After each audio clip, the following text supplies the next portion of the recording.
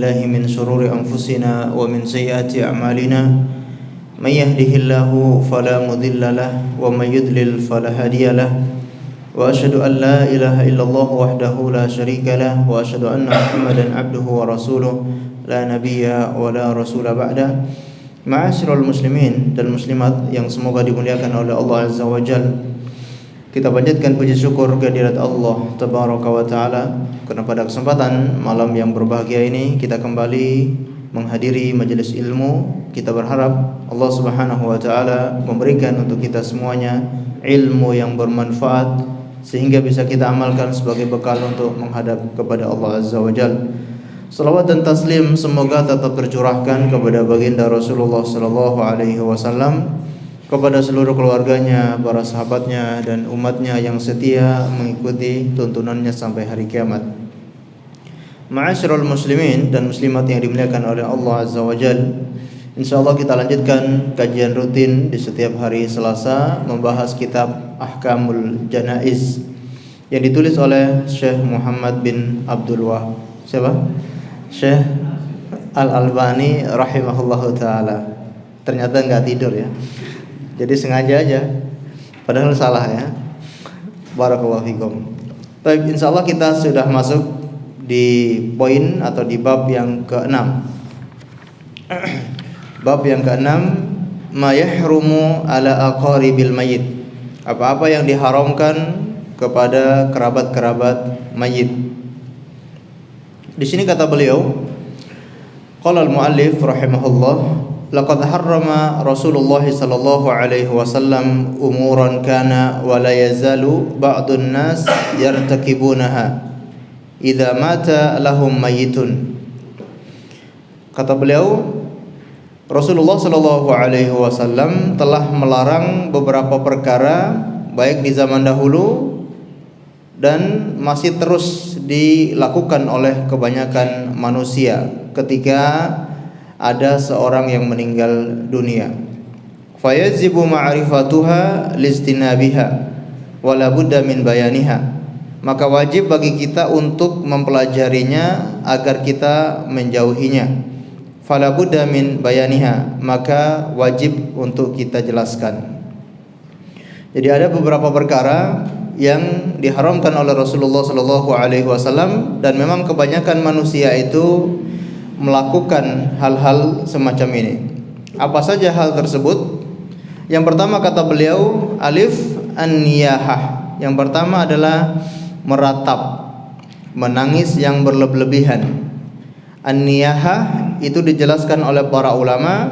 Di sini dijelaskan di catatan kaki, wa huwa amrun zaidun 'alal buka, yaitu tambahan dari menangis. Menangis yang ada tambahannya, tidak menangis sewajarnya, tapi menangisnya itu berlebih-lebihan. Apakah menangis dengan berteriak-teriak, ataukah menangis dengan berkata-kata kotor, menangis dengan memukul-mukul wajah atau memukul-mukul apapun itu, memukul benda, memukul orang lain, atau merobek-robek pakaian, atau apa saja yang berlebihan di dalam menangis, ini termasuk an-niyahah. Wa fiha ahaditsun katsirun, dan larangan tentang niyahah ini banyak sekali hadis-hadis yang menjelaskannya, atau hadis-hadis yang melarang an-niyahah. Kita pernah menjelaskan di pembahasan sebelumnya, kalau menangis yang wajar itu dibolehkan. Apa-apa yang boleh bagi orang-orang yang hadir, diantaranya menangis dengan sewajarnya. Boleh seseorang itu menangis sewajarnya dan tidak boleh melebihi berapa hari? 3 hari. Ya, seorang berduka menangis tidak boleh melebihi 3 hari. Dan menangis yang wajar, menangis bentuk kasih sayang. Ketika ada kerabat atau orang yang kita sayangi meninggal dunia, orang merasa sedih, menangis, ini wajar. Tapi yang dilarang di sini adalah yang berlebihan. Hadis yang pertama, kata Rasulullah sallallahu alaihi wasallam, arba'un fi ummati min amril jahiliyah. Ada 4 perkara yang dilakukan oleh umatku termasuk perkara jahiliyah. Apa saja itu? La yatrukunahunna, dan tidak ditinggalkan oleh umatku. Al-fakhru fil ahsab, yaitu berbangga-bangga dengan kelompoknya, berbangga-bangga dengan apa yang mereka miliki. Wa ta'nu fil ansab, kemudian mencela nasab, merasa nasab orang lain itu rendah sedangkan nasab dirinya itu lebih mulia, atau kasta yang dia miliki itu berbeda dengan yang dimiliki orang lain, kastanya lebih tinggi dari kasta orang lain. Ini berbangga-bangga terhadap kelompoknya, kemudian mencela nasab orang lain. Wal istisqa'u bin nujum, yaitu meminta hujan dengan nujum, dengan bintang-bintang. Wan niyahatu, kemudian larangan juga adalah an-niyahah, yaitu meratapi mayit. Ini yang sering dilakukan oleh umat Rasulullah dan itu termasuk perkara jahiliyah. Wa qala an-naihatu idza lam tatub qabla mautihi tuqamu yaumal qiyamah wa alaihi sirbalun min kitranin wa dir'un min jarabin. Kata Rasulullah sallallahu alaihi wasallam, orang yang an-naihah atau wanita yang meratap, apabila dia belum bertobat dari dosa tersebut sebelum meninggalnya, maka nanti pada hari kiamat dia akan dipakaikan cairan tembaga, dipakaikan ya di badannya cairan dari tembaga. Wadir'un min jarab, dan dipakaikan jubah dari penyakit kudis. Ya, jadi badannya akan menjadi gatal karena dipakaikan penyakit tersebut di badannya. Ini tentunya dosa besar. Karena kita tahu ketika Rasulullah SAW mengancam suatu perbuatan, itu menunjukkan kalau perkara ini termasuk perkara yang bukan ringan, termasuk dosa besar. Dan di sini beliau Shallallahu Alaihi Wasallam mengkhususkan an-naihatu, yaitu wanita yang meratap. Apakah berarti hanya wanita saja yang terkena ancaman ini? Maka jawabannya tidak. Kenapa dia khususkan menyebutkan wanita yang meratap? Karena kebanyakan yang meratap si mayit itu adalah dari kalangan wanita. Wanita biasanya tidak terima atau tidak kuat menerima kepergian orang yang dia sayangi, tidak kuat menerima atau menghadapi musibah seperti ini. Maka kadangkala kebanyakan wanita itu meratapi si mayit. Dan kalau kita lihat ya, di mana-mana memang kebanyakan wanita yang tidak sanggup menerima ini, yang ketika menangis itu sampai berteriak-teriak atau menyebut-nyebut ya, menangis sambil menyebut-nyebut jasa atau kelebihan-kelebihan dari si mayit tersebut. Baik. Kemudian hadis yang kedua, ithnatani fin nasi huma bihim kufrun. Ada dua perkara di kalangan manusia yang merupakan itu perkara kekafiran. Apa saja itu? At-ta'nu fin nasabi wan niyahatu 'alal mayyit, yaitu mencela nasab dan meratap kepada si mayit. Di sini kata Rasulullah itu termasuk perkara kekufuran. Namun ini kufur adalah kufur kecil, ya, kufur asghar, bukan kufur yang besar, yang tidak mengeluarkan pelakunya dari agama Islam. Karena menggunakan istilah kufur seperti ini haruslah disesuaikan, haruslah digabungkan dengan nas-nas yang lain. Jangan kita memahami sebuah nas sendiri tanpa mengkaitkan dengan nas-nas yang lain. Kalau orang yang memahami nas seperti ini tidak dikaitkan dengan nas-nas yang lain, bisa jadi dia terjatuh di dalam mengkafirkan orang. Kenapa? Karena hadisnya mengatakan dua perkara pada manusia yang termasuk kekafiran, yaitu mencelah nasab dan meratapi si mayit. Ini nasnya jelas-jelas mengatakan kafir. Kalau kita tidak benar memahami nas seperti ini, dikhawatirkan kita terjatuh dalam masalah mengkafirkan orang muslim. Maka kita gabungkan dengan nas-nas yang lain yang menyebutkan bahwasanya kufur itu tidak hanya kufur akbar, tapi ada kufur asgor, kufur kecil. Sehingga kufur di sini maknanya adalah mengingkari. Sebagaimana juga Allah Subhanahu wa taala menyebutkan orang yang tidak bersyukur itu juga disebutkan dengan mengkufuri apa? Nikmat. La in syakartum la azidannakum wa la in kafartum inna adzabi lasyadid.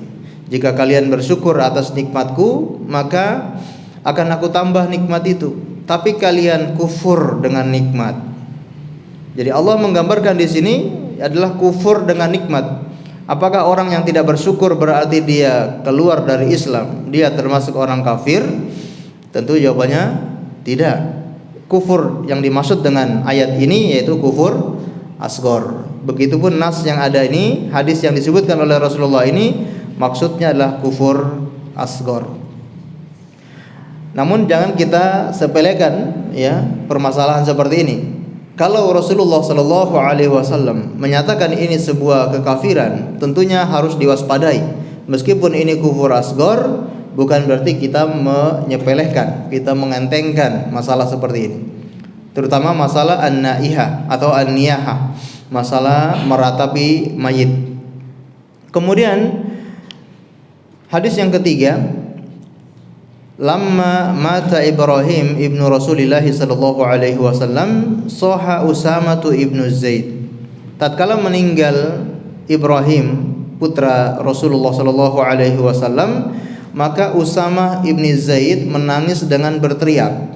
Faqala Rasulullah sallallahu alaihi wasallam, "Laisa hadza minni wa laisa li sa'ihin haqqun."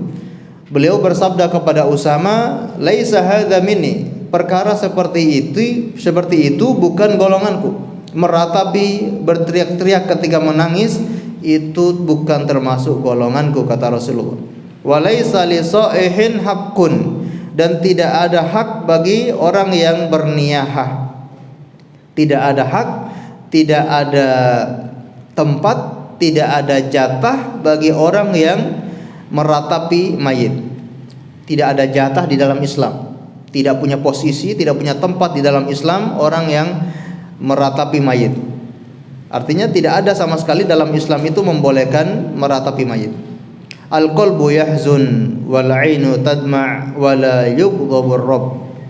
Hati juga bersedih dan mata ini juga meneteskan, mengalirkan air mata. Wa la yughdhabur rabb, dan tidak membuat Tuhan kita itu marah. Kemudian hadis yang keempat, an Ummi Atiyah qalat, dari Ummu Atiyah beliau berkata, akhadha alaina Rasulullah sallallahu alaihi wasallam ma'al bai'ati ala nanuha. Rasulullah sallallahu alaihi wasallam mengambil bai'at dari kami. Jadi di awal-awal Islam itu orang yang masuk Islam maka akan dibaiat oleh Rasulullah sallallahu alaihi wasallam. Di antara isi baiat, baiat itu apa? Perjanjian, sumpah ya. Jadi diberi sumpah kalau mau masuk Islam ada hal-hal yang tidak boleh dilanggar, ada hal-hal yang harus diperhatikan. Di antara yang diambil baiatnya oleh Rasulullah adalah alla nanuha. Kami itu tidak boleh meratapi mayit. Fama wafat minna imra'atun ta'ni minal mubayyi'at illa khamsun. Tidak ada yang menyanggupi baiat tersebut, atau tidak ada yang menjalani menunaikan baiat tersebut dari para wanita yang dibaiat itu illa khamsun, kecuali ada 5 wanita saja. Berarti masih banyak kaum muslimin ketika itu yang terjatuh dalam dosa ini. Ya, ketika meninggal dunia saudaranya, mereka masih meratapi mayit. Maka di sini yang baiat, yang ikut baiat itu tidak hanya 5 orang, tapi yang sanggup menjalankan, menunaikan baiat ini, yaitu kata Ummu Atiyah ada 5 orang. Beliau sebutkan Ummu Sulaim wa Ummu Al-Alla wa ibnatu Abi Sabrah imra'atu Mu'ad au ibnatu Abi Sabrah wa imra'atu Mu'ad. Ummu Sulaim, Ummu Ala, kemudian ibnatu anaknya Abi Sabrah, kemudian istrinya Mu'ad. Satu lagi kira-kira siapa? Hah? Ummu Sulaim, Ummu Ala, kemudian anaknya Abi Sabrah, istrinya Mu'ad. Baru ada 4. Satunya siapa? Hah? Ummu Atiyah yang ngomong ini, yang menceritakan hadis ini, Ummu Atiyah. Masya Allah. Nah, ini termasuk perkara yang besar, perkara yang penting, sehingga itu menjadi hal yang diambil oleh Rasulullah ketika membaiat kaum muslimin.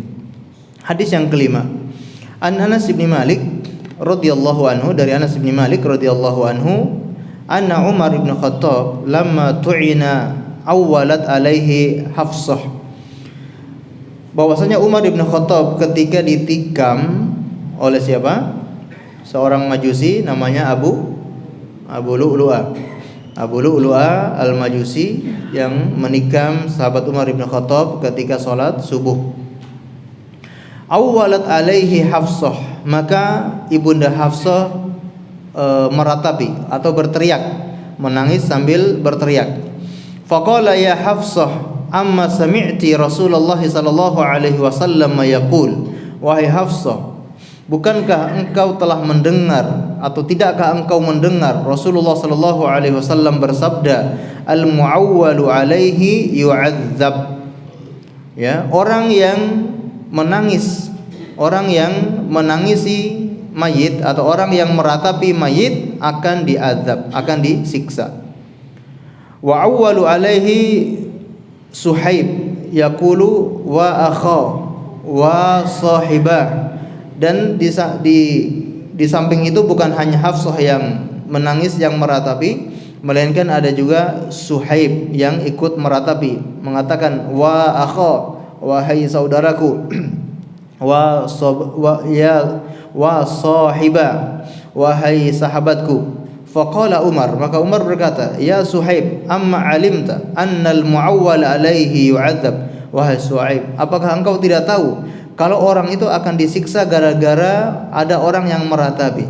Wa fi riwayatin innal maita la yu'adzabu bi ba'di bukai ahlihi, bi ba'di bukai ahlihi alaihi. Dalam riwayat yang lain, sesungguhnya mayit itu akan diazab dengan sebagian tangisan keluarganya atasnya. Dalam wafi ukhra, dalam riwayat yang lain, fi qabrihi, ya, di kuburannya. Jadi mayit itu akan terazab, akan disiksa gara-gara ada yang meratapi. Nanti akan kita jelaskan ya bagaimana perselisihan para ulama tentang masalah ini. Masalah apakah mayit itu akan diazab gara-gara orang yang masih hidup itu menangisinya. Dan di sini nanti juga akan beliau bawakan perselisihan para ulama di setelah pembahasan ini. Taib. Kemudian hadis yang ke-6, kita bacakan hadis yang ke-6. Innal mayita yu'adzabu bi bukai ahlihi alaihi. Sesungguhnya mayit itu akan disiksa dengan tangisan keluarganya atasnya. Wa fi riwayatin al-mayitu yu'adzabu fi qabrihi bima nuiha alaihi. Mayit itu akan diazab di kuburannya ketika ada yang meratapinya. Ketika ada orang masih hidup meratapi mayit tersebut, maka di kuburannya nanti mayit ini akan disiksa oleh Allah Azza wa Jalla. Hadis yang ke-7, man yunah alaihi yu'adzab bima niha alaihi yaumal qiyamah. Barang siapa yang diratapi maka dia akan diazab dengan ratapan tersebut nanti pada hari kiamat. Taib, ini banyak hadis yang menjelaskan bahwasanya mayit itu akan diazab karena ada orang yang meratapinya. Di sini beliau akan menjelaskan Ya, bagaimana perbedaan para ulama tentang masalah ini. Wa fi hadzal hadis bayanu anna al-bukaa al-madhkura fil hadis alladhi qablahu laisa al-muradu bihi mutlaqal buka. Pada hadis ini menjelaskan bahwasanya tangisan yang disebutkan dalam hadis-hadis ini atau hadis-hadis sebelumnya laisal muradu bihi mutlaqal buka. Maksudnya bukan tangisan yang pada umumnya. Tapi yang kita bahas tangisan-tangisan ini, tangisan yang nanti akan diazab oleh Allah mayit tersebut gara-gara tangisan ini, maksudnya adalah tangisan apa? Ya, ratapan atau meratapi. Bal buka'u khasun wa huwa an-niyahah. Melainkan tangisan khusus yaitu meratapi mayit. Wa qad asyara ila hadzal hadis Umar al-Mutaqaddam fi riwayat tsaniyah wa huwa qawluhu bi ba'di bukain, dan mengisyaratkan itu adalah hadis Umar yang kita sebutkan di hadis sebelumnya, yaitu dengan kalimat bi ba'di bukai, sebagian tangisan. Jadi kalimat sebagian tangisan berarti tidak semua tangisan, tidak seluruh tangisan itu akan diazab, melainkan sebagian tangisan yang khusus yang merupakan niyahah. Sedangkan sebagaimana kita jelaskan di awal tadi, tangisan yang wajar, tangisan yang merupakan kasih sayang, maka ini tidak masuk dalam nas atau hadis-hadis yang kita jelaskan. Thumma inna dhahira hadzal hadis walladzina qablahu muskilun. Di sini beliau mulai menyebutkan, kemudian sesungguhnya secara zahir hadis ini dan hadis-hadis setelah atau sebelumnya, muskilun itu ada muskilah, ada masalah atau ada pertentangan. Li'annahu yata'aradu ma'a ba'di usul syariah wa qawaidiha al-muqarrarati fi mithli qawlihi ta'ala.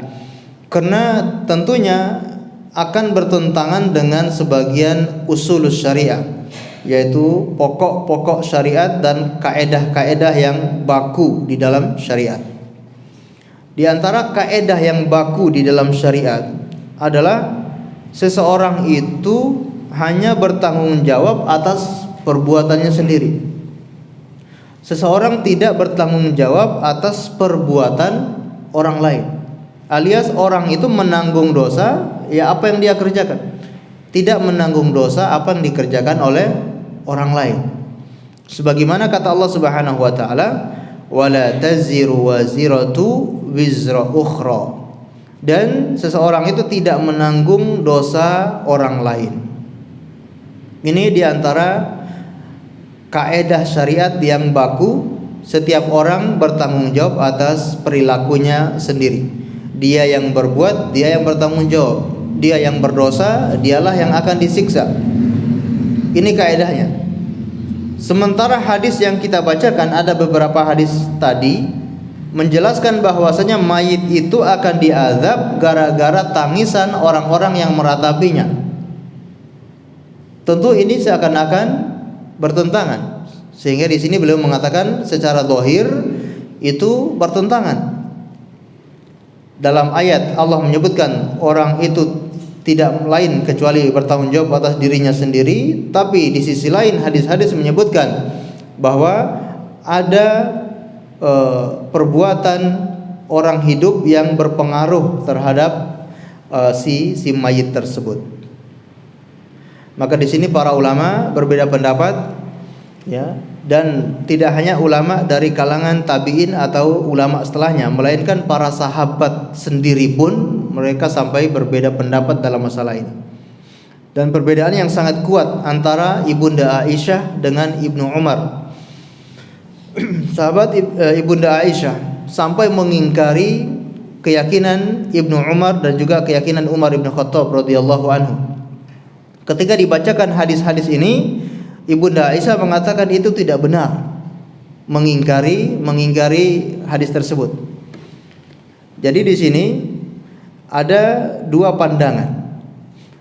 Pandangan yang pertama yaitu tidak ada dampak, perbuatan orang hidup itu tidak punya dampak terhadap orang yang mati. Pendapat yang kedua, perbuatan orang hidup itu memiliki dampak terhadap orang yang sudah mati. Di antara pendapat yang pertama ini adalah pendapat yang dipilih oleh Ibunda Aisyah, yaitu orang hidup ini tidak punya pengaruh terhadap orang yang meninggal ini. Ibunda Aisyah kemudian membawakan keterangan yang dimaksud dengan orang di dalam kubur itu akan disiksa. Beliau menyebutkan suatu ketika Rasulullah melewati kuburan, kemudian Rasulullah itu bersabda, sesungguhnya orang di dalam kubur ini sedang diazab, sedangkan keluarganya menangis. Orang di dalam kubur ini sedang diazab, sedangkan keluarganya menangis. Kira-kira paham nggak maksudnya? Jadi tidak ada kaitannya. Orang di dalam kubur ini sedang menangis, sedang diazab karena dia orang kafir. Dan disebutkan yang di dalam kubur itu wanita Yahudi. Seorang wanita Yahudi di dalam kubur ini sedang diazab, padahal keluarganya menangisi dia. Keluarganya sangat sayang, sangat meratapi, sangat menangis atas kepergian orang ini. Yang mereka sangat sayang dengan orang ini, tetapi orang ini ternyata diazab di dalam kubur. Jadi ada kaitannya nggak antara tangisan dengan orang yang diazab? Menurut pendapat ini tidak ada kaitannya. Tapi kata Imam Al-Qurtubi, pendapat Aisyah ini tidak benar, ya. Karena riwayat-riwayat yang sangat banyak yang tadi sudah kita bacakan itu semua menjelaskan bahwasanya ada kaitannya antara orang yang diazab di dalam kubur itu dengan tangisan orang yang masih hidup. Sehingga Syekh di sini membawakan beberapa pendapat ulama dan beliau memilih pendapat yang paling rajih.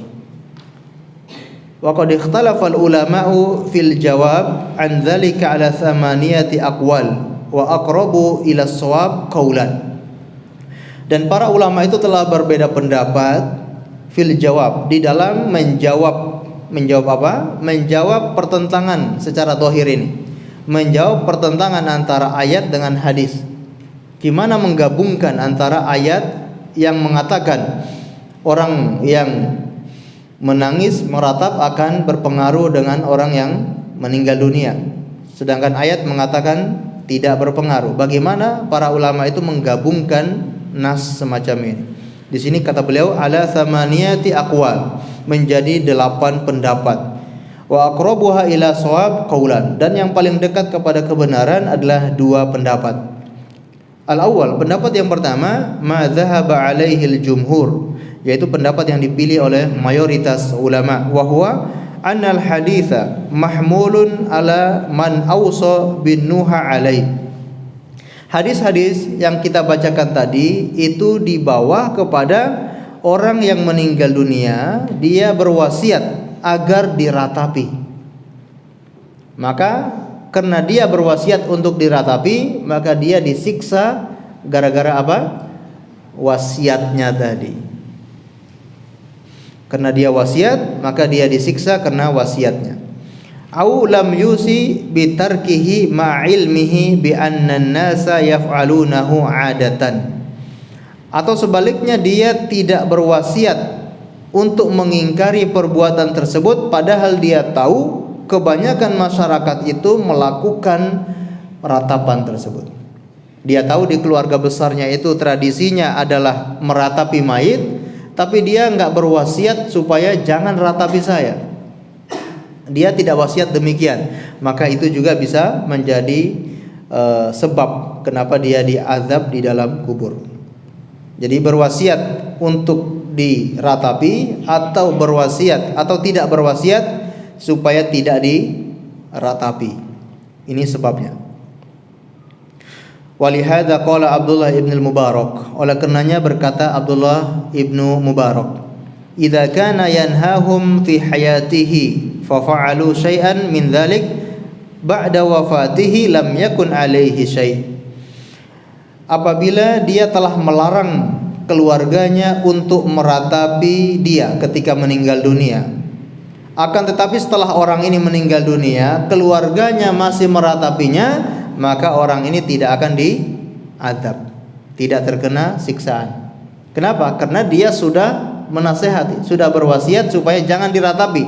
Tapi ketika meninggal dunia masih tetap diratapi, maka orang ini tidak diazab. Lam yakun alaihi syai', tidak punya dampak sama sekali. Wal adzabu indahum bima'na al-iqab, dan azab bagi pendapat ini maknanya adalah al-iqab. Iqab itu ya siksaan. Seperti azab ya, disiksa, dipukul, dicambuk, ya, ini siksaan. Berarti iqab, azab fisik ya, azab fisik. Baik, sekarang kita melihat pendapat yang kedua. Wal akhar, pendapat yang kedua, anna ma'na yu'adzab ay yata'allamu bisima'ihi buka'a ahlihi wa yariqu lahum wa yahzun wa dzalika fil barzakh wa laysa yaumal qiyamah. Yang dimaksud dengan dia diazab karena ratapan keluarganya adalah orang si mayit ini dia tersakiti. Makna diazab menurut pendapat yang kedua adalah tersakiti. Kalau tersakiti itu mainnya apa? Perasaan. Ya, Pak ya. Saya tersakiti, perasaan saya disakiti. Kalau iqab itu mainnya fisik, tapi kalau disakiti itu perasaan. Ini pendapat yang kedua. Ai yata'allamu bisima'i bukai ahlihi, yaitu dia tersakiti karena mendengar tangisan keluarganya dan dia sedih atas tangisan tersebut, dan itu ketika dia berada di dalam alam barzakh. Walaysa yaumal qiyamah, dan itu bukan berlaku pada hari kiamat. Wa ila hadza dhahaba Muhammad ibn Jarir at-Tabari wa ghairuhu. Oleh karenanya pendapat Muhammad ibn Jarir at-Tabari dan juga pendapat yang lainnya, wa nasarahu Ibnu Taimiyah, dan disebarkan pendapat itu oleh Imam Ibnu Taimiyah wa Ibnul Qayyim wa ghairuhuma, dan juga selain dari mereka. Qalu, mereka berkata, walaisal muradu annallaha yu'aqibahu bibukail hayy alai. Yang dimaksud adalah bahwasanya Allah Subhanahu wa taala bukan mengazabnya karena tangisan orang yang hidup. Wal adzabu a'ammu minal iqab. Kalimat azab itu lebih umum daripada kalimat al-iqab. Kama fi qawlihi as-safaru qit'atun minal adzab, sebagaimana ada ungkapan safar itu adalah potongan atau bagian daripada azab. Walaysa hadza iqaban ala dzambin, dan itu bukan karena dosa, bukan siksaan karena dosa. Wa innama huwa ta'dzibun wa ta'allam, namun itu adalah karena tersakiti atau karena merasa sakit. Jadi ini pendapat yang kedua, yaitu pendapatnya Imam Ibnu Jarir, pendapatnya Ibnu Taimiyah, pendapatnya Imam Ibnu Qayyim, dan juga ini yang dipilih oleh Imam Ibnu Shalih Al-Utsaimin, Bin Baz rahimahumullah, dan yang lainnya. Yaitu mereka mengartikan mayit itu diazab adalah mayat itu tersakiti. Berarti di sini mayit itu bisa mendengar. Bisa mendengar atau tidak? Bukankah ketika sudah meninggal dunia terputus ya?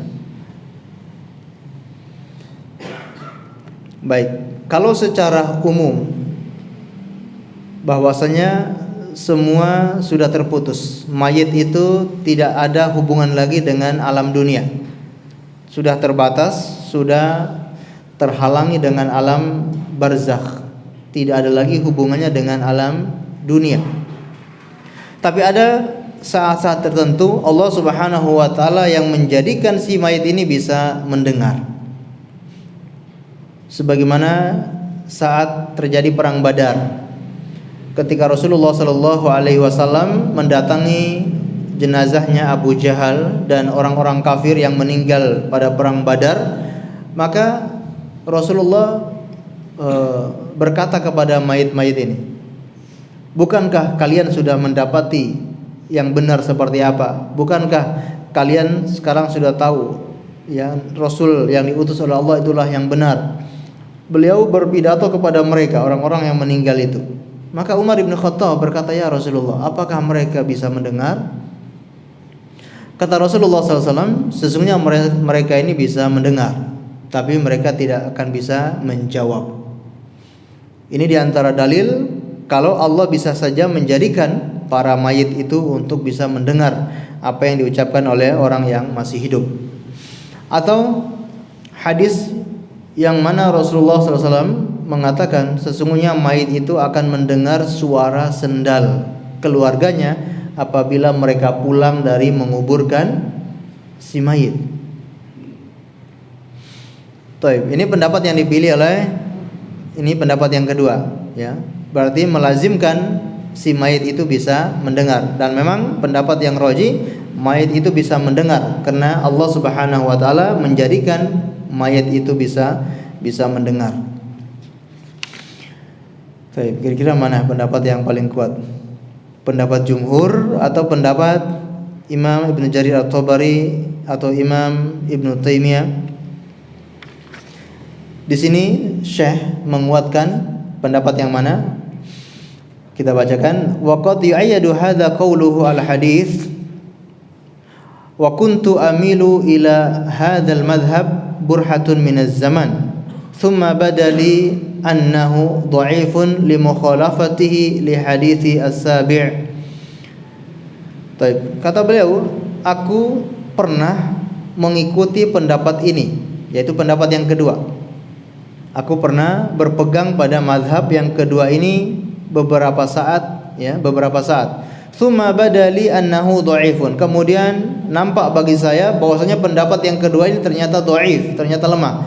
Li mukhalafatihi lil hadis, karena menyelisihi hadis. Hadis as-sabi', hadis yang ketujuh. Apa hadis yang ketujuh? Yaitu man yunah alaihi yu'adzabu bima niha alaihi yaumal qiyamah. Orang yang meratapi, maka orang yang diratapi itu akan diazab nanti pada hari kiamat. Sedangkan pendapat yang kedua itu mengatakan yang diazab itu di mana? Masih ingat?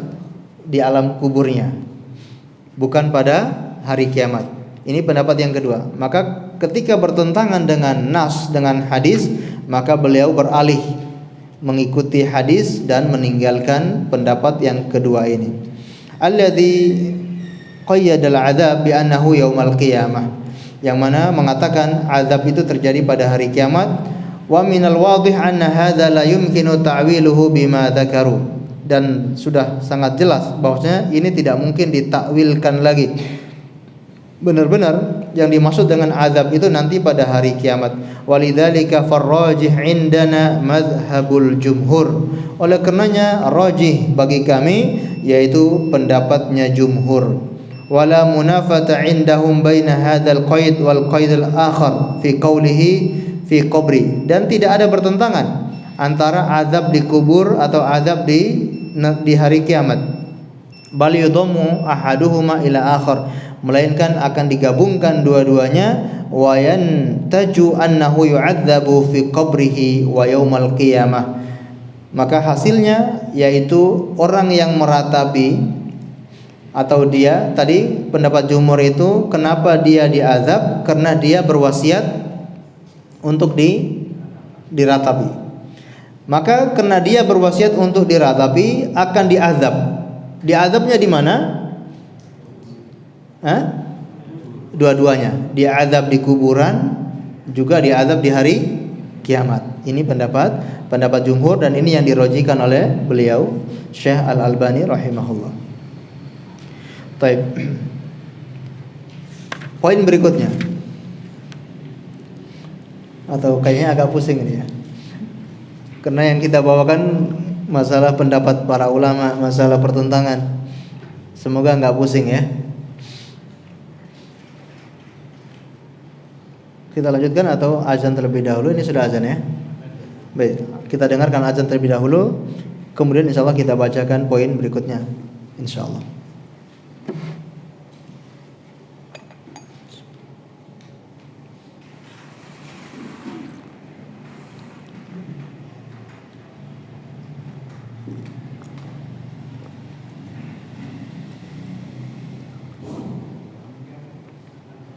Allahu Akbar, Allahu Akbar, Allahu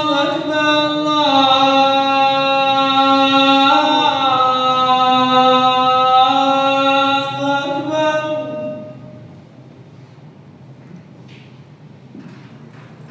Asyhadu an la ilaha illallah.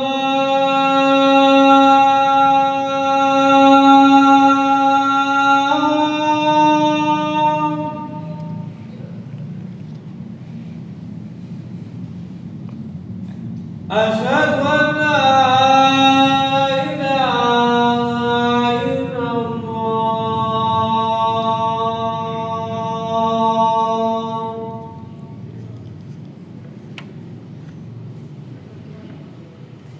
Asyhadu anna Muhammadan Rasulullah.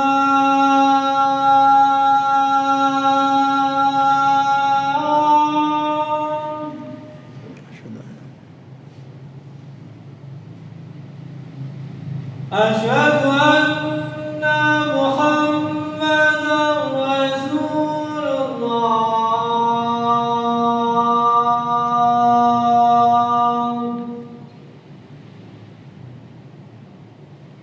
Hayya 'alas shalah.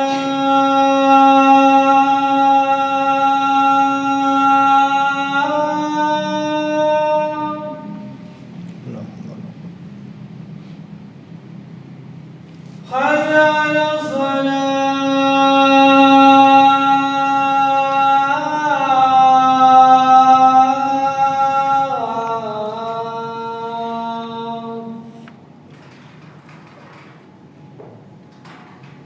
Hayya 'alas falah.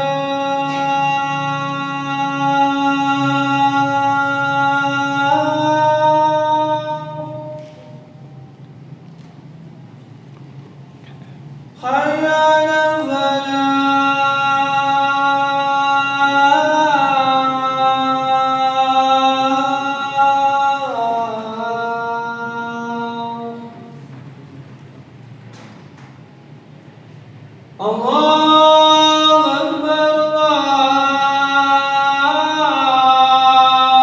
Allahu Akbar. La ilaha illallah.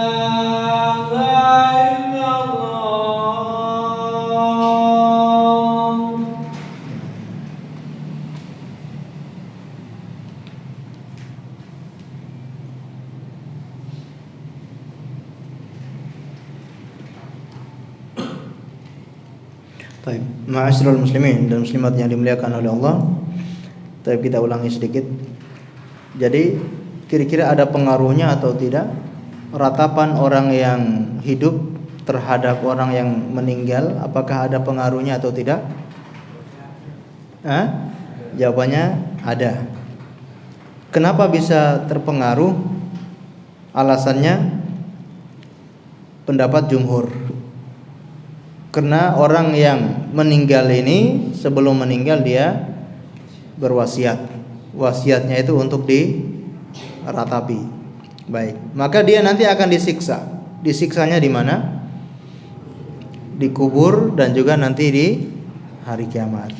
Nah, dalil yang ke-8 yaitu An-Nu'man ibni Bashir.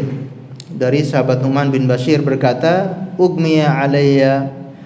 Ugmiya ala Abdullah ibni Rawahah radhiyallahu anhu, faja'alat ukhtuhu Amratu tabki. Abdullah ibnu Rawahah itu pingsan, pingsan. Kemudian saudarinya Amratu tabki, menangis. Kemudian sambil meratapi. ya berkata begini dan begitu, tu'adduhu alaihi faqala hina afaqa, maka ketika Abdullah ibn Rawaha sadar, dia mengatakan ma qulti syai'an illa qila li anta kadzalik falamma mata lam tabki alai. Ketika Abdullah bin Rawaha sadar, maka dia mengatakan, ya, ketika engkau ya mengatakan sesuatu kepadaku. Jadi saudarinya ini ketika menangis sambil memuji-muji, sambil menyanjung-nyanjung saudaranya ini, kamu orangnya begini, kamu orangnya begini. Maka Abdullah bin Rawaha mengatakan, ketika kamu berkata seperti itu, aku itu sedang ditanya, apakah benar kamu seperti itu? Apakah benar kamu seperti itu? Maka ketika dia meninggal dunia, saudarinya ini tidak menangisi, tidak meratapi, karena dia khawatir nanti yang mayit ini akan ditanya seperti itu. Ya, jadi ini menjadi dalil ya bahwasanya ada pengaruh tangisan orang yang meninggal itu. Mohon maaf, tangisan keluarga itu berpengaruh kepada orang yang meninggal. Allahu a'lam bissawab. Baik, mungkin kita masih cukup membahas poin yang pertama, yaitu larangan bagi keluarga mayit apa tadi? An-niyahah, meratapi. Mudah-mudahan bisa bermanfaat untuk kita semuanya. Amin ya rabbal alamin. Sebelum kita akhiri, mungkin ada yang tanyakan? Silakan.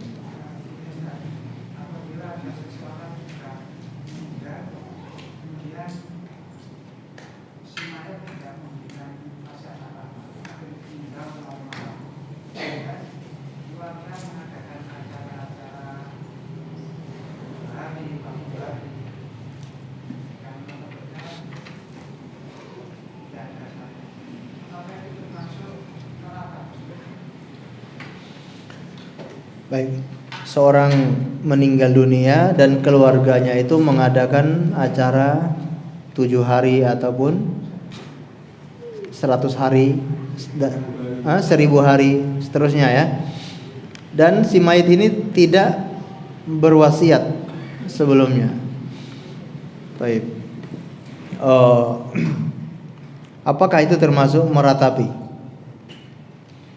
Baik, memang kalau kita tidak watawaso bil haq watawaso bis sabri, itu bisa terkena dampak.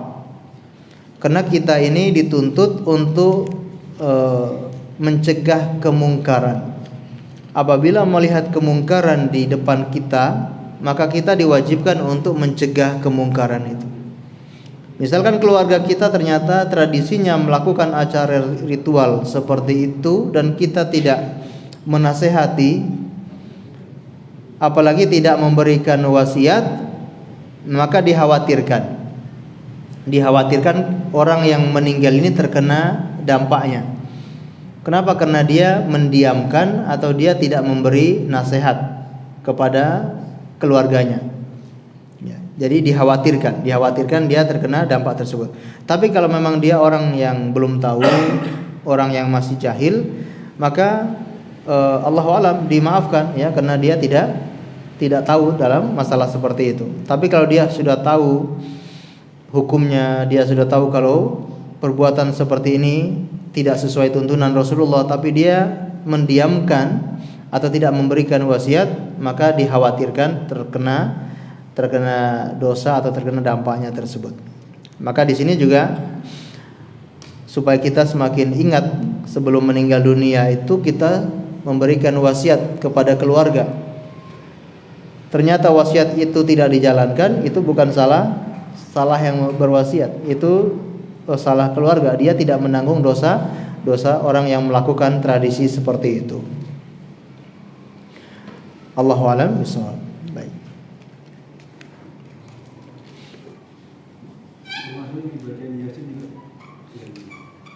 Termasuk bacakan Yasin. Taib, membacakan Yasin ya, hanya sekedar membacakan Yasin itu memang dipersisihkan oleh para ulama tentang apakah Al-Quran itu nyampe kepada mayit atau tidak. Nah, sebagian ulama mengatakan Quran itu bisa pahalanya nyampe kepada si mayit. Sebagian mengatakan tidak sampai, karena tidak ada nas yang mengatakan demikian. Yang mengatakan Al-Quran itu sampai kepada si mayit, dalilnya adalah qiyas. dikiaskan kepada amalan-amalan soleh seperti doa, seperti sedekah, seperti haji. Ini hanya kiasan. Dan kata pendapat yang kedua, ini tidak boleh mengkiaskan sesuatu yang gaib ya, di dalam masalah ibadah tidak boleh ada kiasan. Allahu a'lam bishawab ya. Kalau untuk membaca Yasin dan itu murni ya, membaca surat Yasin itu masih diperselisihkan oleh para ulama. Yang bermasalah itu sebetulnya adalah menetapkan waktu tertentu, menetapkan hari tertentu, itu yang menjadi masalah. Kalau surat Yasinnya, baca surat Yasin itu insya Allah nggak jadi masalah karena itu diperselisihkan oleh para ulama.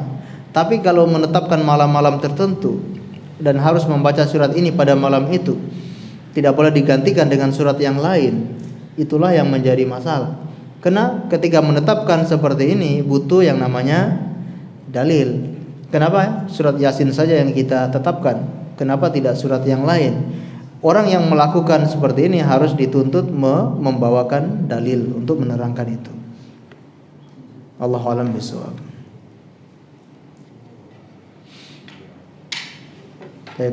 Cukup?